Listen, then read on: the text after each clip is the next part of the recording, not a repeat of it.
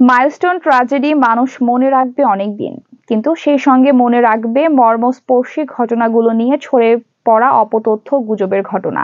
জীবন বাজি রেখে এই দুর্যোগে যারা উদ্ধার অভিযান পরিচালনা করেছেন, মরদেহ গুমের গুজব ছড়ানো হয়েছে সেসব সংস্থা ও বাহিনীর বিরুদ্ধে। আহত নিহত শিক্ষার্থীদের হিসাব তুলে ধরেছে স্কুল কর্তৃপক্ষ।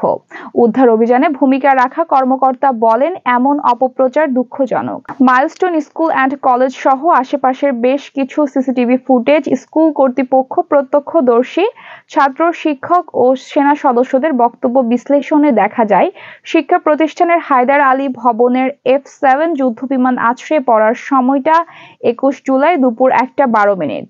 যার মাত্র 12 মিনিট আগে ওই ভবনের শ্রেণীকক্ষগুলো ছুটি হয়েছিল। বিমানটি বিধ্বস্ত হবার পর মাঠে অবস্থান করা শিক্ষার্থীরা ছোটাছুটি করে। এমন মর্মান্তিক দুর্ঘটনায় পুরো জাতি যখন শোকে মর্মাহত, তখন এই ঘটনাকে নিয়ে ভেসে চলেছে নানা গুজব, অপতথ্য। আকস্মিক এই ঘটনায় প্রথম সাড়া দেন সোডার missile regiment army camp. Lieutenant colonel Tahsin Haque Chowdhury ব্যাখ্যা সংবাদ মাধ্যমকে বলেন, তারা দ্রুত সাড়া দিতে পেরেছিলেন কারণ তখন ওই ইউনিটটির দরবার চলছিল। তার মানে একসঙ্গে প্রস্তুত প্রায় 100 সেনা সদস্য। তিনি বলেন, ঘটনাস্থলে উপস্থিত হয়ে দেখছি রাস্তার মধ্যে মৃতদেহ পড়েছিল।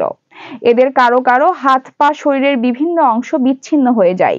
সেনা সদস্যরা ও মানুষ মানবিকতায় নিজের গায়ের ইউনিফর্ম খুলে মৃতদেহের ওপর বিছিয়ে দিয়েছিলেন। দুপুর 1:15 থেকে রাত 7:30 পর্যন্ত সেনাবাহিনী সক্রিয়ভাবে শুধু উদ্ধার কাজে অংশ নেয়।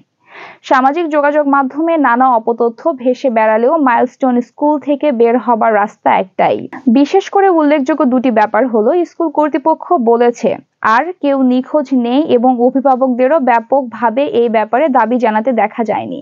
তাহলে শত শত লাশ গুম, এমন তথ্য আসছে কেন?